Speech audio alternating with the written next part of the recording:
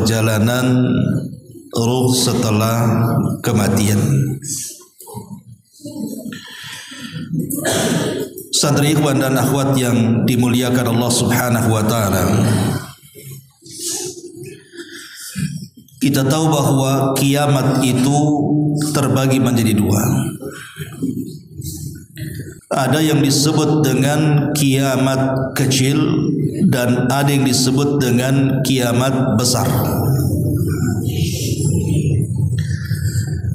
Adapun kiamat kecil itulah yang disebut dengan kematian. Nabi sallallahu alaihi wasallam bersabda, "Idza mata ahadukum faqad qamat qiyamatuh." Kalau salah seorang di antara kalian meninggal dunia, berarti kiamat telah tegak kepadanya. Itulah kiamat kecil. Tapi di sana ada kiamat besar. Itulah yang disebut dengan kehancuran alam semesta. Tapi di antara dua kiamat ini, pertama kiamat kecil yang merupakan kematian, dan yang kedua kiamat besar yang merupakan kehancuran alam semesta, yang jelas-jelas pastinya adalah kiamat kecil. Itu jelas pasti. Karena kiamat besar ini Nabi SAW tidak menyebutkan kapan terjadinya, karena harus diawali dengan tanda-tandanya. Dan tanda-tanda menuju kiamat besar itu banyak sekali. Dari tanda-tanda kiamat kecil sampai tanda-tanda kiamat besar. Tapi kalau kiamat kecil merupakan kematian, ini sudah bisa diprediksi. Maksud diprediksi di sini bukan berarti kita tahu kapan kematian kita. Yang dimaksud diprediksi bahwa kita ini dekat dengan kematian karena umur umat Rasul itu tidak panjang. Nabi SAW mengatakan berkisar 60 sampai 70 tahun saja. Kalaupun lewat dari 70 tahun itu sedikit. Artinya di usia 60 sampai 70 tahun itu rata-rata manusia sudah meninggal. Kalaupun masih hidup di atas 70, sekali lagi itu tidak banyak jumlahnya. Dari sini kematian itu sebuah kepastian. Dan kematian itu bukan sesuatu yang bisa diangan-angankan. Kenapa? Karena kematian itu sebuah kepastian. Pasti datang. Lain dengan cita-cita. Kalau cita-cita itu bisa terjadi, bisa tidak. Adik-adik ingin bercita-cita menjadi ustadz kalau sudah besar. Ya, bisa jadi ustadz, bisa juga tidak. Ingin menjadi pilot pesawat, bisa jadi, bisa tidak. Ingin jadi dokter, bisa jadi, bisa tidak. Tapi kalau kematian itu tidak mungkin ada istilah bisa mati, bisa tidak. Pasti mati. Karena kematian itu sebuah kepastian. Nah, di malam hari ini kita akan membahas satu hadis yang panjang yang menceritakan tentang perjalanan kematian. Dan kita akan bahas kalimat per kalimat hadis ini, karena hadis ini menjelaskan tentang tema yang kita akan bahas, perjalanan ruh setelah keluar dari jasad. Ma'asyiral muslimin wal muslimat, santri ikhwan dan akhwat yang dimuliakan Allah Subhanahu wa taala. Dulu Ustadz punya kawan. Kawan ini Masya Allah, dia rajin olahraga. Jadi hampir setiap hari dia olahraga. Bahkan terkadang juga selalu fitness, sehingga badannya kekar, badannya keras dan juga sehat. Tetapi qadar Allah, tiba-tiba dia mengalami sakit di kepalanya, kemudian tumbang. Rupanya keesokan harinya ruhnya sudah dicabut oleh Allah Subhanahu wa taala. Dari sini kita tahu bahwa nampaknya ada orang yang sehat badannya, kuat juga fisiknya, bahkan boleh jadi jarang sakit dalam kehidupannya. Tapi kalau sudah datang ajalnya, maka tidak ada yang bisa menghentikan malakul maut untuk mencabut ruhnya. karena kematian itu mendatangi siapa saja. Ada hadis yang panjang namanya hadis Bara ibn Azib radhiyallahu anhu. Hadis Bara ibn Azib radhiyallahu anhu. Hadis ini dikeluarkan oleh Imam Ahmad dan dihasankan oleh Syekh Abdul Muhsin Al-Abbad hafizahullah taala, di mana hadis ini menjelaskan kepada kita tentang perjalanan ruh. Jadi ketika jasad itu sedang dimandikan, kemudian setelah dimandikan dikafankan, kemudian setelah dikafankan disolatkan, kemudian setelah disolatkan diiringkan jenazahnya ke kuburan, kemudian dimasukkan ke lahat dan dipendam. Pertanyaannya, di mana ruhnya? Itu kan jasad yang sedang dibolak-balikan oleh para pemandi jenazah. Kemana jasad pergi? Kemana ruh itu pergi ketika jasad itu dimandikan, kemudian disolatkan, kemudian dikafankan, kemudian dikuburkan? Ada di mana ruh itu yang lepas dari jasad itu? Inilah pertanyaan yang akan dijawab oleh hadis yang panjang ini. Kemana ruh ketika jasad sibuk difardu kifayahkan? Baik, kita akan bahas hadisnya. Ma'asyiral muslimin wal muslimat, santri ikhwan dan akhwat yang dimuliakan Allah Subhanahu wa taala. Sahabat Bara bin Azib radhiyallahu anhu berkata, "Kharajna ma'an Nabi sallallahu alaihi wasallam fi janazati rajulin minal Ansar." Kata Bara bin Azib, kami keluar bersama Rasul mengiringi jenazah salah seorang sahabat dari Ansar. Fantahaina ilal qabri, sampai kami pun sampai menuju tanah kuburan. Walamma yulhadu, ketika liang lahat sedang digali, fajalasa Rasulullah sallallahu alaihi wasallam wa jalasna haulahu, maka Nabi sallallahu alaihi wasallam pun kemudian duduk dan kami pun duduk mengitari Nabi. Ka'anna alayya ru'usina at-tayra, seolah-olah di kepala kami itu ada burung gagak hitam yang bertengger. Artinya kami betul-betul menghayati apa yang akan dibicarakan Rasul.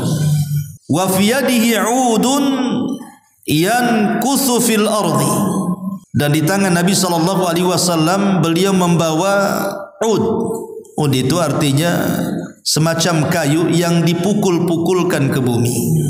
Farafa ra'sahu, tiba-tiba Rasul mengangkat kepalanya. Faqala, maka dia mengatakan, ista'idzu billahi min adzabil qabri, berlindunglah kalian kepada Allah dari azab kubur.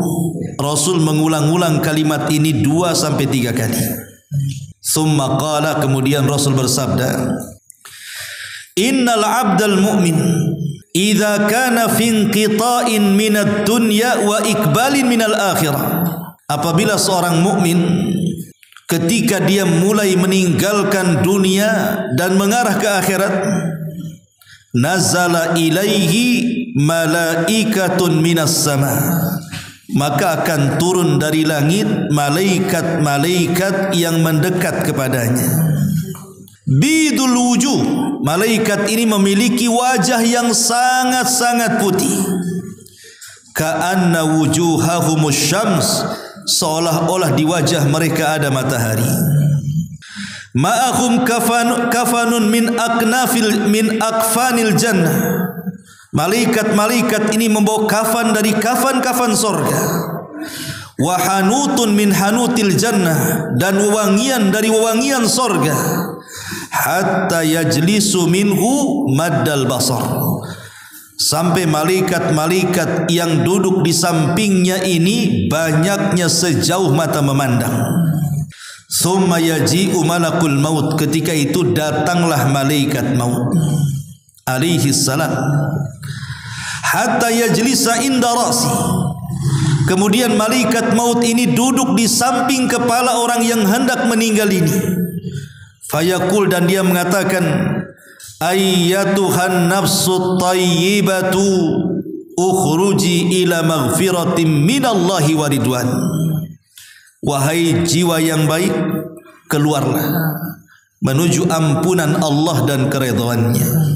Ma'asyiral muslimin wal muslimat, santri ikhwan dan akhwat Jabal Uhud yang dimuliakan Allah Subhanahu wa taala. Lihat di sini. Jadi kalau orang itu sudah ditakdirkan meninggal dunia, ditakdirkan wafatnya, ingat kematian itu satu, sebabnya yang banyak. Yang namanya mati itu dicabut ruh dari badan itu disebut mati.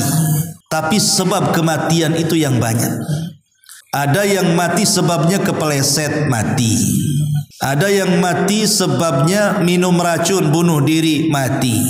Ada yang mati karena ditusuk. Ada yang mati karena dibunuh. Ada yang mati karena tenggelam. Ada yang mati karena ditabrak. Ada yang mati karena jatuh dari ketinggian. Ada yang mati karena berkelahi, dan begitu seterusnya. Sebab kematian itu banyak. Tapi kematian itu cuma satu, dicabutnya ruh dari jasad kita. Lah apabila seseorang itu sudah ditakdirkan kematiannya, maka Allah Subhanahu wa taala akan mengirim para malaikat untuk menjemput ruhnya. Dan di sana Allah Subhanahu wa taala utus malaikat-malaikat yang disebut dalam Al-Qur'an itu rusulul mauti. Utusan-utusan kematian. Tawaffathum rusuluna. Artinya malaikatnya bukan satu tapi banyak. Tapi yang mencabut roh itu cuma satu, malakul maut. Jadi malaikat-malaikat yang mengiringi malakul maut itu diserahi oleh Allah Subhanahu wa taala untuk membawa kain kafan dari sorga, membawa minyak wangi dari sorga. Artinya ini kafan dan minyak wangi, kafan dan minyak wangi yang lain. Karena setiap orang mati juga dikafani dan dikasih minyak wangi. Ini kafannya berbeda. Jadi kafan yang kita siapkan itu hanya untuk jasadnya saja, tapi kafan untuk ruh itu berbeda. Yang menyiapkan kafan dan minyak wangi untuk ruh itu adalah para malaikat. Karena dia seorang mukmin, maka kafan itu diambil dari sorga dan minyak wanginya juga dari sorga. Jadi manusia meninggal itu akan dikafani dua kali. Pertama jasadnya, dan itu oleh kita sebagai yang melakukan fardu kifayah. Yang kedua ruhnya, dan ruh itu yang mengkafani para malaikat. Dari mana kafannya? Dari sorga plus dengan wangi-wangiannya. Lah ketika kemudian ajalnya sudah dekat, maka malaikat-malaikat ini akan duduk di samping kepala orang yang akan meninggal ini. Karena ruh itu dicabut dari mulutnya. Jadi ruh itu keluar dari mulut kita. Dimulai dari jari jemari tangan dan kaki keluar gitu ya, terus ditarik sampai ke tenggorokan. Ketika ruh itu di tenggorokan, itulah malaikat maut tugasnya mencabut. Dan ketika nyawa sudah di tenggorokan, tidak bisa lagi diselamatkan. Makanya Allah mengatakan di dalam Al-Qur'anul Karim, hatta idza balagatit taraqi wa qila man raq. Ketika ruh itu sudah sampai di tenggorokan, siapa yang bisa meruqyah dia, mengobati dia, mengembalikan ke dalam jasadnya? Mustahil. Kalau ruh sudah di tenggorokan pasti mati. Karena di waktu ini tobat seseorang ditolak. Innallaha yaqbalu taubata 'abdin malam yughargir. Allah itu akan menerima tobatnya seorang hamba sebelum nyawa di tenggorokan. Kalau sudah di tenggorokan tidak bisa lagi diterima tobatnya. Karena biasanya ruh kalau sudah sampai di tenggorokan itu pasti mati. Tidak akan ada yang hidup lagi. Lah ketika itu, maka malaikat ini yang mencabut nyawa, malakul maut, mengatakan kepada ruh yang baik ini dan mengatakan, ya ayyatuhan nafsut tayyibah, wahai jiwa yang baik, ukhruji ila maghfiratin minallahi wa ridwan, keluarlah kepada keampunan Allah dan keridhaannya. Maka ruh dijelaskan, qala fatakhruju tasilu kama tasilul qatratu fis siqai. Maka ruh itu keluar seperti keluar air yang terakhir yang keluar dari mulut teko. Teko ya, siko itu teko yang terbuat dari kulit. Jadi ruhnya seorang mukmin itu diibaratkan oleh Nabi SAW seperti tetesan air yang terakhir keluar dari teko. Jadi kalau seandainya ada teko itu penuh dengan air, kemudian kita tuangkan, tentu akan deras. Tapi kalau dalam teko itu tinggal satu tetes, kemudian dituangkan, yang satu tetes itu akan mengalir dengan pelan sekali sampai akhirnya keluar dan menetes di mulut teko itu. Seperti itulah ruhnya seorang mukmin keluar, maka keluar dengan sangat mudah dan sangat pelan, seolah-olah ruh itu dicabut dengan hati-hati. Dan ini nikmat dari Allah Subhanahu wa taala kepada ruhnya seorang mukmin, dicabutnya seperti itu. Fayakhudhuha fa idza akhadhaha, maka malaikat maut langsung mengambil ruh tersebut. Ketika malaikat maut sudah memegang ruh tersebut, lam yada'uha fi yadihi, maka tidak mungkin dibiarkan ruh itu di tangan malakul maut tarfata ain, walaupun sekejap mata. Hatta ya'khudhuha, sampai malaikat-malaikat yang lainnya, utusan-utusan Allah, mengambil alih ruh di tangan malakul maut, kemudian diambil oleh mereka. Jadi tugasnya malakul maut hanya ngambil saja, sampai di sini tugasnya. Kemudian lebihnya diserahkan kepada Rasulul Maut, Rusulul Maut, rasul-rasul kematian. Fayaj'aluha fi dzalikal kafan, maka ruh itu kemudian diletakkan di dalam kain kafan dari sorga tersebut. Wa fi dzalikal hanut, dan diletakkan di atas wewangian yang sudah dibalurkan di atas kafan dari sorga itu. Wa yakhruju minha ka'atyabi nafhati miskin wujidat ala wajhil ardi. Tiba-tiba ketika ruh dikafankan dari kafan sorga, keluar bau yang sangat harum sekali dari dalam kain kafan itu. Ya, karena minyak wangi dari sorga. Apa yang terjadi? Qala fayas'aduna biha fala yamurruna ya'ni biha ala mala'in minal malaikati illa qalu ma hadar ruhut tayyibu fayaqulu fulan ibnu fulan bi ahsani asma'ihi allati kanu yusammunahu biha fid dunya. Maka kemudian ruh ini diangkat oleh malaikat ke langit.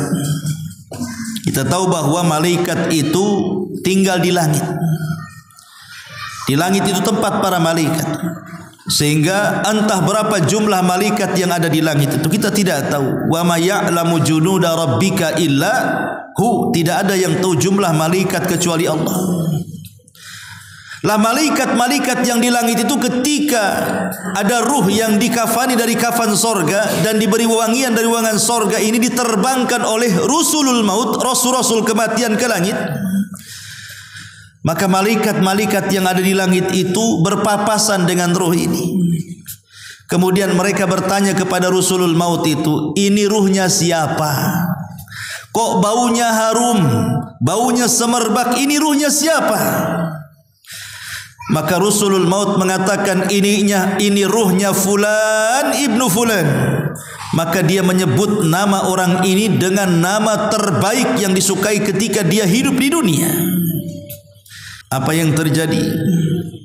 Hatta yantahu biha ila sama'id dunya, sampai ruh ini yang diangkat oleh Rusulul Maut sampailah di langit pertama yang disebut dengan langit dunia. Kita tahu bahwa langit itu berbentuk bangunan dan ada pintunya. Tidak sembarang orang naik ke langit itu. Ada pintunya. Kalau tidak diizinkan naik, maka tidak akan dibukakan pintunya. Makanya kalau kita cerita tentang orang-orang barat yang mengatakan mereka sanggup naik ke bulan. Siapa yang tahu siapa yang pernah naik ke bulan? Nah, siapa namanya? Neil Armstrong. Pernah dengar Neil Armstrong naik ke bulan? Ya. Apakah betul Neil Armstrong itu sampai ke bulan? Ini pertanyaan. Dan bulan itu posisinya di mana? Kalau posisi bulan itu di atas langit, artinya melewati langit, berarti Neil Armstrong harus melewati pintu langit. Kalau melewati pintu langit harus izin ke yang menjaga pintu kan. Seperti ruh yang diangkat ini, dia izin kepada malaikat penjaga pintu langit. Kemudian setelah diizinkan, kemudian naik ke langit kedua, kemudian minta izin lagi dinaikkan ke langit ketiga, dan begitu seterusnya. Kira-kira Neil Armstrong diizinkan enggak tuh? Ya. Apa Neil Armstrong kemudian bicara dengan penjaga malaikat? Assalamualaikum. Waalaikumsalam. Kata malaikat, siapa kamu? Neil Armstrong. Ngapain? Mau ke bulan. Mungkin mustahil, Neil Armstrong kafir. Mana bisa dia naik ke bulan? Itu kalau posisi bulan di atas langit. Tapi kalau posisi bulan di bawah langit, ya mungkin, karena tidak ada pintu di bawah langit. Tapi yang jelas bahwa percaya dan tidak kita ini soal kisah itu, apalagi Neil Armstrong itu naik ke bulan itu di zaman di mana teknologi tidak secanggih sekarang, sehingga banyak pertanyaan. Karena yang menaikkan Neil Armstrong ke bulan itu kan 3 pesawat. Pertama pesawatnya lepas, kemudian setelah naik sedikit lepas pesawat yang kedua, kemudian tinggal yang paling moncong ujungnya ke bulan. Pertanyaannya, ada bandara di bulan? Di bandara mana dia di bulan? Macam mana dia mendaratnya? Pertanyaannya lagi, macam mana dia baliknya? Ada yang jual pom bensin di situ kalau kehabisan bensin? Ya. Jadi banyak pertanyaan. Apalagi kemudian dia menancapkan bendera Amerika. Rupanya benderanya berkibar-kibar. Mana ada di bulan oksigen? Berarti kan ini settingan di padang pasir nih. Kita tidak tahu, wallahu alam, soal benar dan tidaknya. Kemudian dengan bangganya pulang ke bumi membawa tanah dari bulan. Jangan-jangan di padang pasir kan itu. Oke lah, itu cerita Neil Armstrong lah. Benar tidaknya wallahu alam. Kembali kepada ruh ini. Akhirnya kemudian setelah ruh ini dinaikkan, fayastaftihuna lahu, mereka pun minta dibukakan pintunya. Fayuftahu lahum, maka dibukakan karena yang naik itu ruhnya seorang mukmin. Fayusayyi'uhu min kulli sama'in muqarrabuha ila sama'il lati taliha. Maka malaikat-malaikat ikut mengiringi ruh ini sampai ke langit kedua, ketiga, keempat, kelima, sampai ketujuh. Hatta yantahi bihi ila sama'is sabi'ah. Ketika sudah melewati langit ketujuh, artinya sudah di atas tuh, ya. Fayaqulullahu azza wa jalla, maka Allah subhanahu wa ta'ala tiba-tiba berfirman, uktubu kitab abdi fi illiyin, letakkan catatan buku-buku hambaku di tempat yang paling tinggi yang disebut dengan illiyin.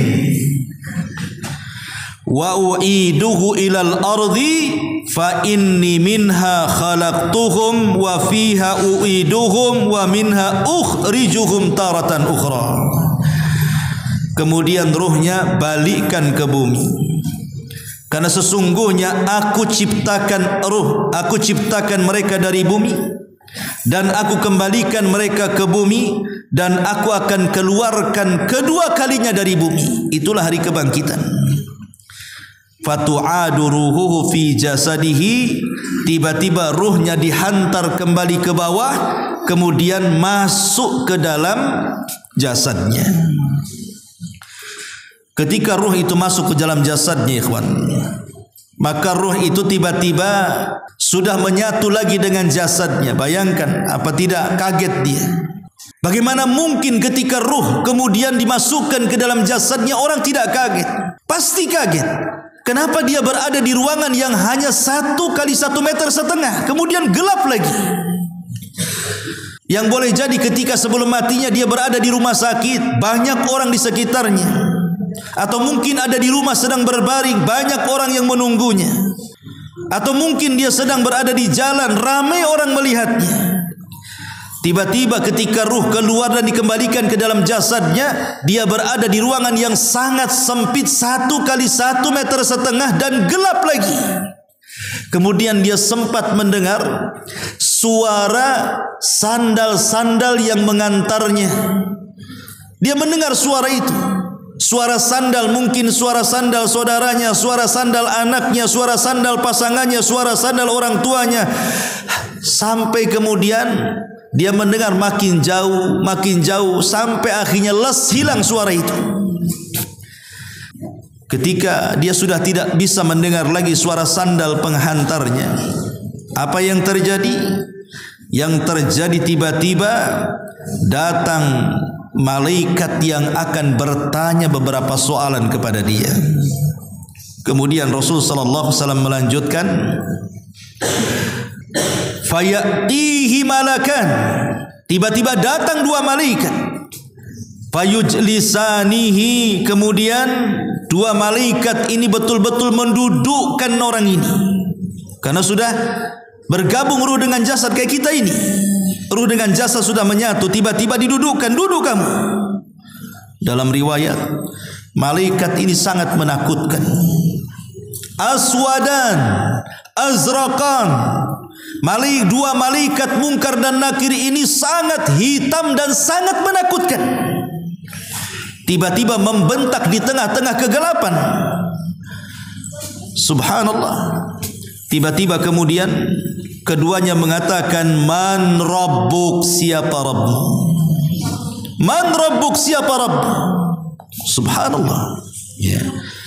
Tapi Allah subhanahu wa ta'ala berfirman di dalam Al-Quranul Karim, Yuthabbitullahu alladhina amanu bil qawli tsabit. Karena dia orang yang beriman, maka Allah mantapkan jawabannya. Jadi Allah yang memantapkan jawabannya, bukan dia yang mantap jawabannya, Allah yang memantapkan jawabannya. Kemudian Allah berikan kelancaran dalam menjawab, dan ini nikmat yang luar biasa dari Allah subhanahu wa ta'ala kepada ruhnya seorang mukmin. Maka tiba-tiba dia mengatakan, Rabbi Allah. Kalau engkau bertanya siapa Rabbku, maka ku jawab Rabbku adalah Allah subhanahu wa ta'ala. Cukup sampai di sini? Tidak. 2 malaikat yang menakutkan hitam ini bertanya lagi dan mengatakan, setelah bertanya siapa Rabbmu, kemudian dia mengatakan Rabbi Allah, Rabbku Allah. Maka dia mengatakan, ma dinuk, apa agamamu?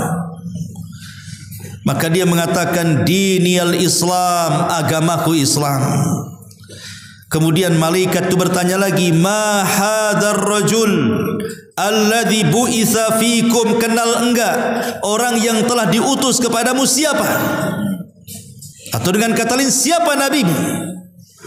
Fayaqul, maka dia mengatakan, huwa Rasulullah sallallahu alaihi wasallam, dia adalah utusan Allah Muhammad sallallahu alaihi wasallam. Kemudian ditanya lagi, wa ma ilmuk, dan apa pengetahuan?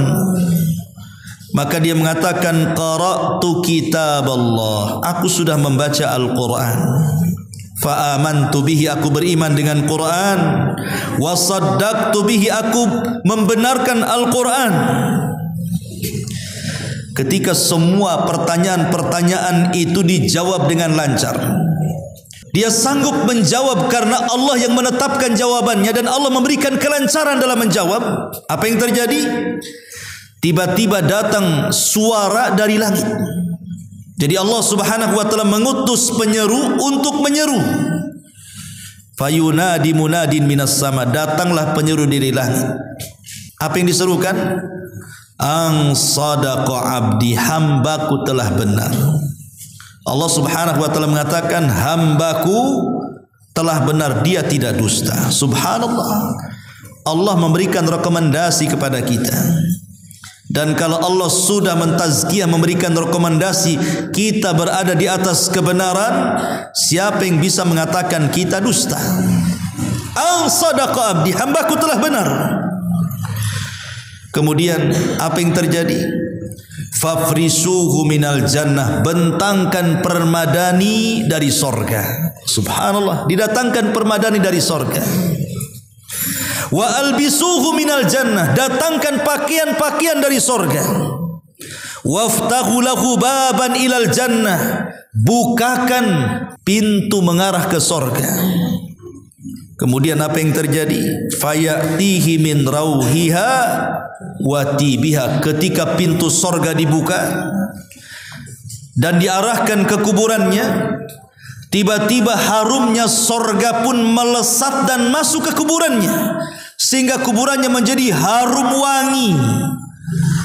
Subhanallah. Kemudian wa yufsahu lahu fi qabrihi maddal basar. Tiba-tiba setelah itu kuburannya meluas dan meluas, sehingga kuburannya meluas sejauh mata memandang, sehingga tidak sempit lagi. Yang tadinya hanya 1 meter kali 1,5 meter, sekarang Allah luaskan seluas-luasnya sejauh mata memandang. Dalam riwayat Abu Hurairah diluaskan 70 dhira'an fi 70, 70 hasta kali 70 hasta. 70 hasta kali 70 hasta itu artinya 35 meter kali 30 meter diluaskan kuburannya, supaya dia tidak pengap lagi. Ruangannya menjadi besar supaya dia jadi senang. Ya. Setelah kemudian Allah Subhanahu wa taala menghantar banyak nikmat dari surga ke kuburannya. Tiba-tiba wa ya'tihi rajulun hasanul wajhi hasanul thiyab tibur rihi. Tiba-tiba ada seseorang muncul, di mana orang yang muncul ini wajahnya sangat tampan, kemudian pakaiannya sangat indah dan baunya sangat harum. Kemudian mendekati orang itu. Jadi tiba-tiba datang orang menemui orang yang ada di kuburan ini. Tiba-tiba orang yang datang yang sangat tampan, yang sangat indah ini menghabar gembirakan dan mengatakan, abshir billadhi yasurruk, berbahagialah dengan berita kebahagiaan yang akan kau terima. Hadza yaumuka alladhi kunta tu'ad, inilah hari yang telah dijanjikan Allah kepadamu. Fayaqulu lahu, maka dikatakan kepadanya, man anta, siapa kamu? Kenapa kamu ini baik sekali? Kenapa baik sekali kamu menemani aku di tengah-tengah kesendirianku dalam kuburan ini? Kenapa? Dan siapa kamu? Tiba-tiba dia mengatakan, kamu tidak perlu tahu siapa saya. Nim naumatal arus, sebaiknya kau tidur seperti layaknya tidur pengantin. Akhirnya dia pun tertidur dan dia tidak merasakan mururul wakti, berjalannya waktu tidak dirasakan lagi. Makanya orang tidur tidak sadar kan, kita tidur siang tahu-tahu sore bangun, enggak terasa dari pagi sampai sore itu karena kita tidur. Jadi orang-orang yang beriman dalam kubur itu mereka tidak akan merasakan bimururil wakti, dengan berjalannya waktu. Padahal kita tahu bahwa kiamat itu lama dibangkitkan kan. Coba dari zaman Adam yang meninggal sampai hari ini, kiamat tidak dibangkit-bangkitkan, berapa ribu tahun mereka dalam kuburan itu. Atau seandainya hari ini ada orang meninggal, tentunya dari sekarang ke kiamat dibangkitkan, kita tidak tahu mau berapa ratus tahun lagi kiamat ini, mau berapa ribu tahun lagi kiamat. Siapa yang tahu? Hanya Allah yang tahu. Berarti orang yang di kuburan itu akan lama tinggalnya. Tapi orang-orang yang beriman, mereka la yash'uruna bimururil wakti, mereka tidak merasakan dengan perjalanan waktu. Mereka ditidurkan seperti tidurnya pengantin. Tapi setelah kemudian Allah Subhanahu wa taala perintahkan Israfil untuk meniup sangkakalanya, maka orang yang tampan, orang yang baik, orang yang indah, orang yang wangi ini tiba-tiba membangunkan, "Hei, bangun, bangun, bangun. Kau udah lama tidur." Kemudian dia bangun. Kemudian dia mengatakan, "Kamu ini siapa? Kok baik sekali menemani aku dalam tidurku, menjaga aku dalam tidurku." Tiba-tiba orang ini mengatakan, "Ana amaluka saleh, sayalah amal salehmu, sayalah solatmu, sayalah puasamu, sayalah birrul walidainmu, sayalah zikirmu, sayalah sedekahmu, sayalah berbuat kebaikanmu, saya amal salehmu." Jadi Allah jelmakan amal soleh seperti manusia kemudian menjadi teman kita dalam kubur kita. Subhanallah. Maka perbanyak amal saleh. Ma'asyiral muslimin yang dimuliakan Allah Subhanahu wa taala, santri, ikhwan dan akhwat Pondok Pesantren Jabalud yang dimuliakan Allah Azza wa Jal, fayaqul, maka hamba ini mengatakan, Rabbi aqimis sa'ah hatta tarji'a ila ahli wa mali. Ya Rabb, kalau begitu segerakan tegakkan kiamat biar aku bisa kembali kepada keluarga dan hartaku. Dia menginginkan cepat dikiamatkan bumi. Ini kalau ruhnya orang yang beriman. Mari kita lihat bagaimana ruhnya orang kafir dan orang fajir, orang jahat. Qala, maka Rasul mengatakan, wa innal abdal kafir, sesungguhnya hamba Allah yang kafir, dalam riwayat hamba Allah yang jahat, yang fajir, yang fasik, idza kana fi inqita'in minad dunya wa iqbalin minal akhirah, apabila dia hendak melepas dunia dan menuju akhirat, nazala ilaihi minas sama malaikatun sudul wujuh ma'ahum masuhun fayajlisuna minhum maddal basar.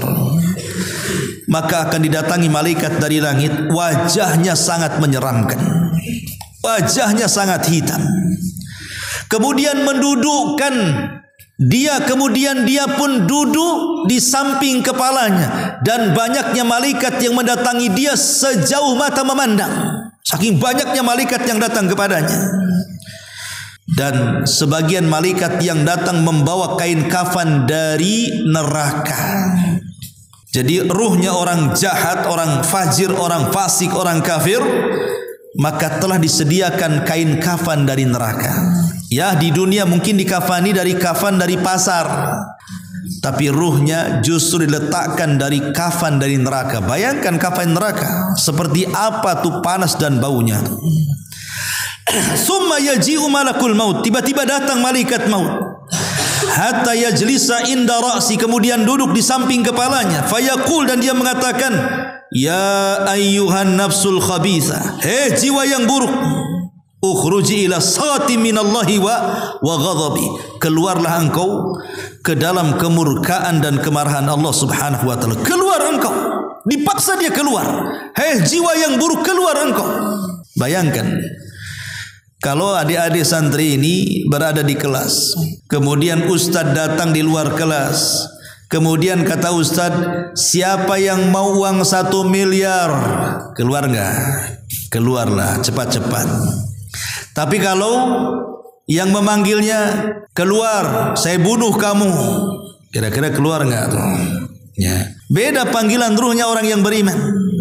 Panggilan ruhnya orang yang beriman, hei jiwa yang baik, keluar kepada ampunan dan keridhaan Allah, makanya langsung keluar dengan pelan. Tapi kalau panggilannya hei ruh yang jahat, hei ruh yang busuk, hei ruh yang jelek, keluar kepada kemarahan dan kemurkaan Allah, tidak mau keluar ruh itu. Ketika tidak mau keluar, inilah apa yang terjadi. Qala fatufarraqu fi jasadihi fayantazi'uha kama yantazi'us safud minas sufil mablul. Maka kemudian malaikat memaksa mencabut ruhnya sehingga meretakkan tulang dan persendiannya seolah-olah cerulit yang dimasukkan ke dalam kain wol, kemudian disiram dengan air, lengketlah bulu-bulunya, kemudian dicabut dengan paksa sehingga merontokkan seluruh bulu-bulu kain wol itu. Seperti itulah ruhnya orang fajir, orang fasik, meretakkan persendian tulang-tulangnya karena merasa sakit yang luar biasa. Tidak ada yang tahu rasa sakitnya kecuali Allah Subhanahu wa taala. Fayakhudhuha, maka diambillah oleh malakul maut dengan cara paksa. Fa idza akhadaha lam yada'uha fi yadihi tarfata ainin. Maka ketika diambil malakul maut, maka hanya sekejap saja sudah direbut oleh malaikat-malaikat yang lainnya, kemudian hatta yaj'aluha fi tilkal masuh wa yakhruju minha ka'antani rihin jifatin wujidat ala wajhil ardi. Maka segera dibungkus dengan kain kafan dari neraka, tiba-tiba mengeluarkan bau busuk seperti bangkai yang paling busuk yang tidak pernah ada di permukaan bumi, saking busuknya, kata Rasul. Kemudian fayus'idunaha biha atau fayas'aduna biha fala yamurruna biha ala mala'in minal malaikati illa qalu ma hada ruhul khabith fayaquluna fulan ibn fulan bi akbahi asma'ihi allati kana yusamma biha fid dunya. Maka ketika ruh itu sudah dibungkus dengan kain kafan yang sangat-sangat busuk dari neraka itu, maka malaikat mencoba menaikkan ruh itu ke langit. Setiap malaikat di langit lewat dengan ruh itu karena sangat bau busuk sekali. Dan ingat bahwa malaikat tidak suka dengan bau busuk. Malaikat itu yata'adza bima yata'adza bihi banu Adam, tersakiti seperti tersakitinya Bani Adam dengan bau-bau yang tidak sedap. Makanya malaikat mengatakan, ruhnya siapa? Busuk sekali ini. Maka malaikat yang membawanya mengatakan, ruhnya fulan ibn fulan, disebut dengan paling buruknya nama yang pernah ada di permukaan bumi. Akhirnya malaikat melaknat dan mencaci semua malaikat di langit, melaknatnya. Kemudian malaikat yang membawa ruh ini hatta yantahiya bihi ila as-sama'id dunya. Maka ketika sudah sampai di langit pertama, langit dunia, fayastaftihu lahu, malaikat yang membawa ruh itu minta izin, tolong bukakan pintu. Tetapi apa yang terjadi? Fala yuftah lahu, sama sekali tidak dibukakan pintunya. Tidak boleh naik ke langit. Di sini kemudian Nabi SAW membacakan ayat Al-Quran. Kata Nabi SAW dalam surah Al-A'raf ayat 40 itu, la tufattahu lahum abwabus sama wa la yadkhulunal jannata hatta la yalijal jamalu fi sammil khiyat. Tidak akan dibukakan untuk mereka pintu-pintu langit, dan mereka tidak akan dimasukkan sorga sampai ada cerita unta masuk ke liang jarum, kata Allah Subhanahu wa ta'ala. Gak mungkin, mustahil ada unta masuk ke liang jarum. Unta besar, lubang jarum itu kecil, macam mana masuknya? Seolah-olah tidak mungkin dia dinaikkan ke langit. Walaupun celah-celah langit tidak akan dibuka sedikit pun untuk orang jahat, fajir, fasik, kafir ini. Kemudian apa yang terjadi? Maka Allah berfirman, letakkan catatannya fi sijin fi ardi sufla, di bumi yang paling rendah lagi. Letakkan di situ. Jadi bumi itu tujuh lapis ke bawah. Lah, di bawah lapisan ketujuh itu disebut sijin namanya. Letakkan di situ. Dan ruhnya tidak usah dibawa. Kemudian lemparkan saja dari langit. Apa yang terjadi? Maka kemudian fatutrahu ruhuhu tarhan, maka ruhnya dilempar begitu saja. Kemudian Nabi membacakan ayat waman yusyrik billahi faka'annama kharra minas sama fatakhtafuhu at-tayru aw tahwi bihi ruh fi makanin sahih. Dan barang siapa yang berbuat syirik kepada Allah, seakan-akan dia terjatuh dari langit kemudian disambar burung atau terbang tertiup angin ke tempat yang jauh. Bayangkan, ruh itu dijatuhkan dari langit, kemudian menyatu dengan bumi, menyatu dengan jasad yang ada di bumi. Ketika dia sadar, seolah-olah retak semua tulang-tulangnya. Jadi seolah-olah dia jatuh dari ketinggian. Gimana rasanya lah? Coba umpamanya kita naik ke sini berapa meter, 15 meter atau 20 meter. Kemudian sengaja kita menjatuhkan diri ke aspal atau ke tembok. Itu rasanya gimana tuh?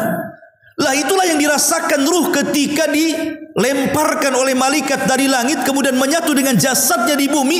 Ketika dia sadar, seolah-olah sakitnya luar biasa, karena seolah jatuh dari ketinggian masalahnya. Subhanallah, ya. Kemudian fatu'adu ruhuhu fi jasadihi. Ketika ruhnya sudah bersatu dengan jasadnya, dia kaget berada di ruangan yang sempit 1 kali 1 meter persegi, kemudian gelap gulita lagi di situ. Gelap. Dan dia mendengar suara terompah yang mengantarkannya semakin jauh, semakin senyap. Ketika sama sekali tidak mendengar suara terompah pengantarnya, tiba-tiba datanglah 2 malaikat dan mengatakan, man rabbuk, siapa Rabbmu? Dengan dibentak, siapa Rabbmu? Karena dia orang kafir, dia orang fasik, dia orang jahat.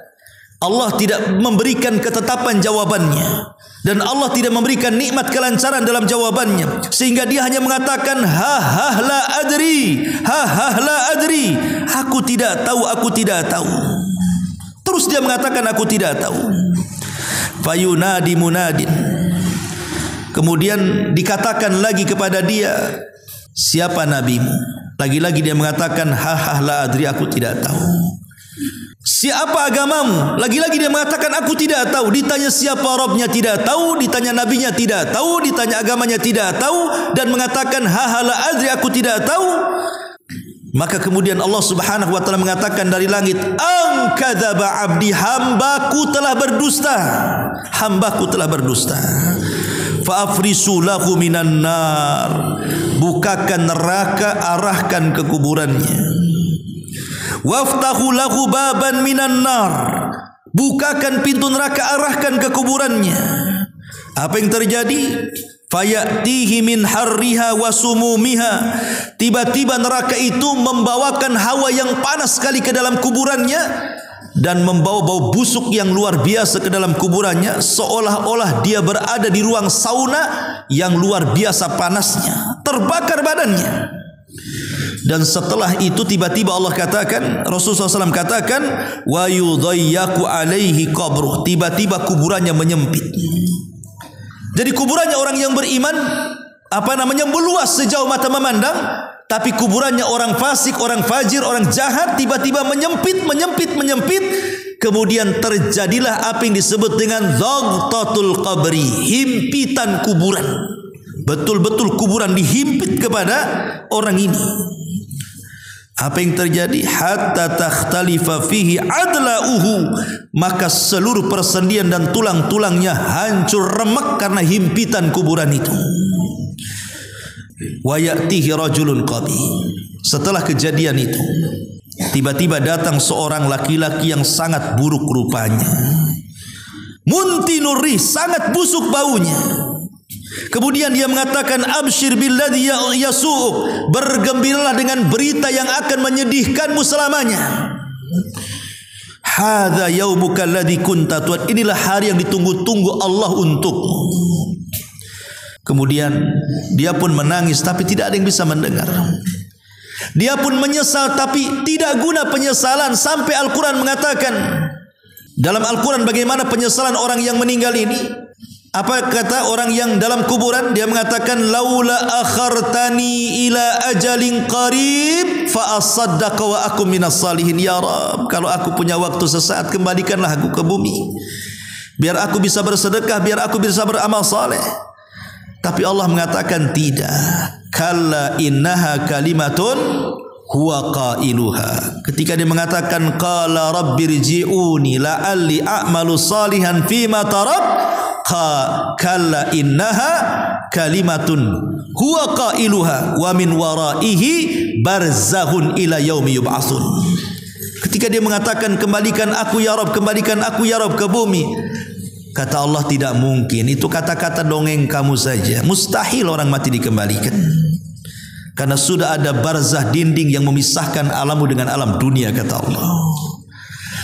Maka ketika itu orang ini terus mencambuk, yang disebutkan dalam riwayat dia membawa gada, orang yang jelek rupa ini di tangannya membawa gada yang kalau dipukulkan di gunung Uhud itu amburadul dan hancur gunung Uhud itu. Bagaimana kalau dipukulkan di kepala orang ini?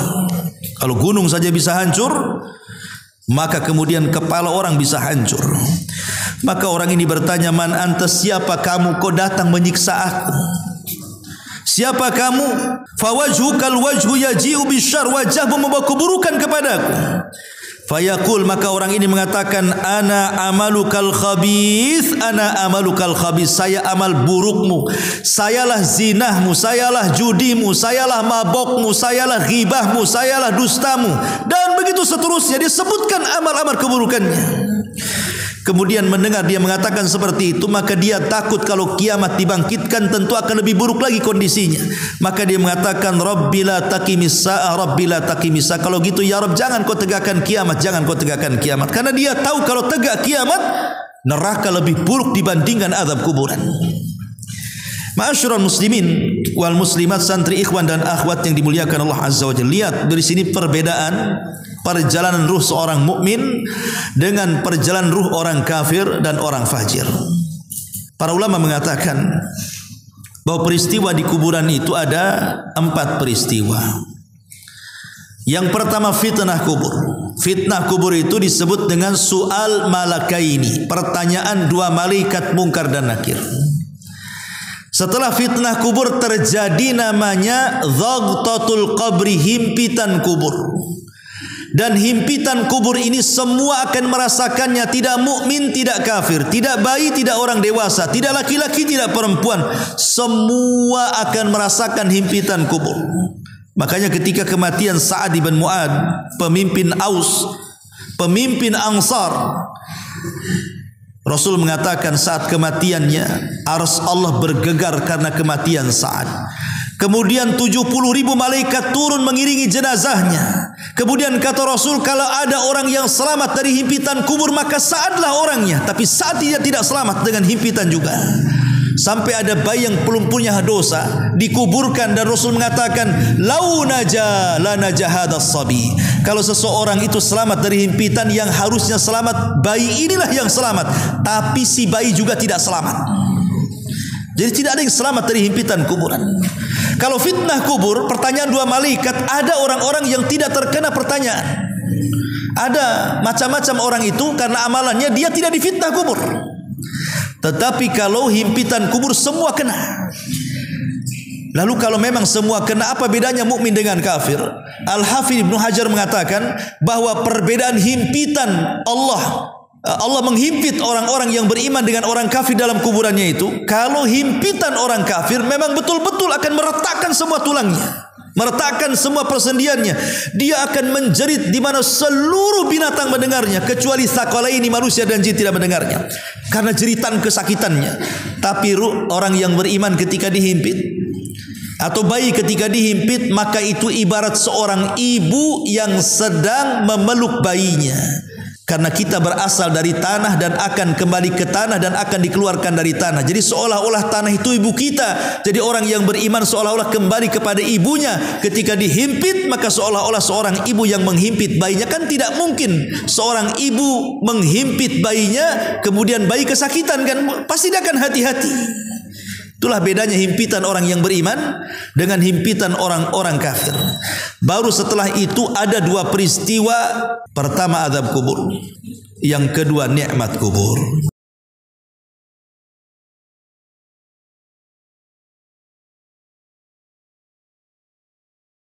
Subhanallah walhamdulillah wala ilaha illallah wallahu akbar. Subhanallah